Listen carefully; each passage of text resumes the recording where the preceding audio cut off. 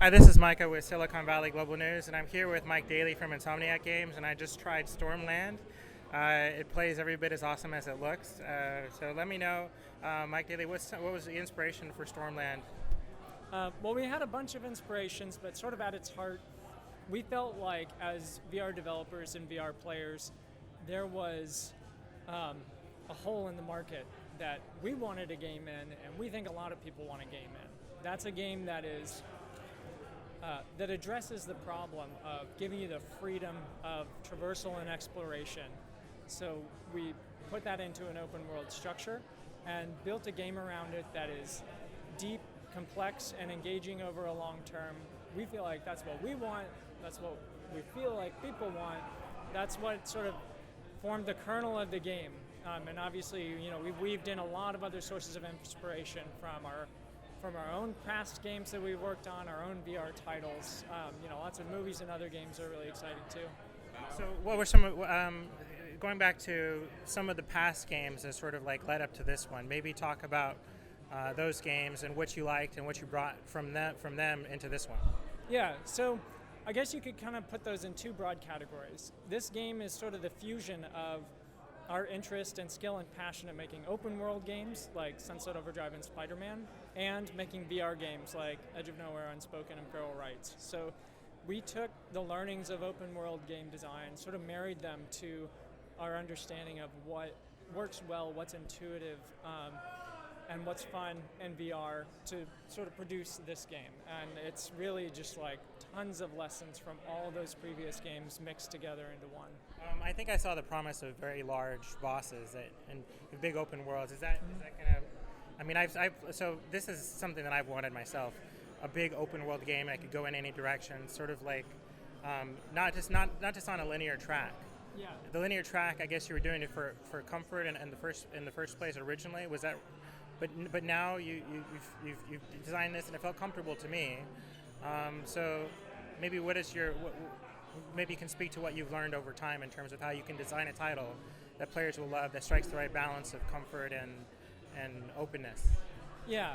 So when we first got started in VR, we were very sensitive to the constraints and chose a set of conventions we think that would serve the game design as much as it needed without having to put the project at a lot of risk, because Edge of Nowhere, as our first VR title, had plenty of risks associated with it since there were so many unknowns to solve.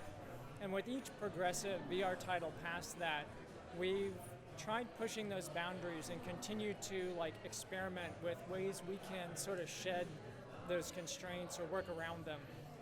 So we've sort of continuously done prototypes and movement mechanics. Movement mechanics are sort of built into our DNA at Insomniac, because pretty much all of our console games have a diverse palette of fun and exotic movement abilities that take you all over the world with lots of verticality, quick movement, really exhilarating. So targeting that problem of saying now we want to do that exhilarating stuff in VR is sort of the foundation of the game. And we made some really exciting discoveries, when you start with the idea of let's make things based off of hand control, you get this precision and these sort of 6 degrees of freedom that come with it, which makes the controls more intuitive than you can get with sort of an abstract controller model, more precise than you can get. And if you sort of map those motions right, they stay comfortable. So that is sort of the evolution of motion leading up to Stormland in a nutshell. We found that there's a pretty big variance in how much time people enjoy spending in VR before there's diminishing returns. And so the design of the game sort of gives you a soft push towards a play session time of about 30 minutes. Of course, you can opt to play longer if you want, but that matches about how long it'll take to accomplish the daily set of tasks that we give you. So if you want to sort of optimize and and make sure you're getting as much out of your time spent in the game as possible, you'll want to come back to the game the next day. So what is the story behind Stormland? Why are we there, and where is it going? So you are an android gardener who has traveled far to settle this lush alien planet, but you were followed by this evil militaristic organization called the Tempest. They decimated the settlers, broke your body, and left you for dead. But mysteriously, you rebooted after decades. You're not sure exactly why. In order to find out, in order to rebuild your body and your camp, you have to travel to the Stormlands. The Stormlands are a massive, everlasting storm that is completely unique to this planet you've settled, and you had no idea was there before you landed. In the Stormland, there are the remnants of a flying alien civilization that had mastered the clouds. So in this churn of storms are islands that host alien ruins, are stolen pieces of the human settlement, are Tempest infrastructure that they built in order to harvest resources and replicate their armies.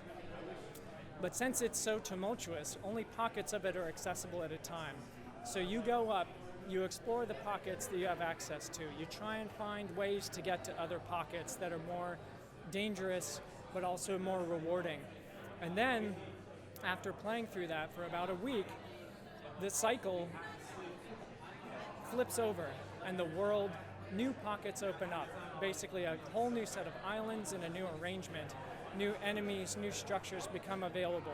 So it's sort of an ongoing process of discovery and progression that never ends. We want to keep players engaged for as long as possible. It never ends. Okay, sounds great. Thank you very much. Awesome. Thank you.